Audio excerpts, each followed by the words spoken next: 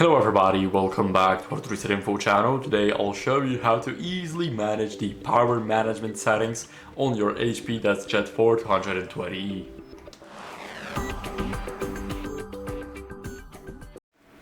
So first, to get redirected to the site with the power management, head over to the HP Smaller app and now go over to your printer.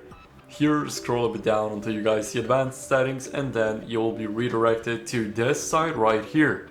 So now click the settings, now click on power management, and here you guys can see the auto off settings and the energy save mode. So let's start with the auto off. Here it will basically change it after 4 hours, so the printer will turn off after 4 hours of inactivity. So here you guys can change those settings. Now moving on, what we have next is the energy save mode. So here we can set it after 5 minutes, 10 or 15 minutes. So let me change it to after 15 minutes. Let's click apply and the changes have been updated successfully. So this is it. Thank you guys for watching. Make sure to leave a like, subscribe and leave a comment.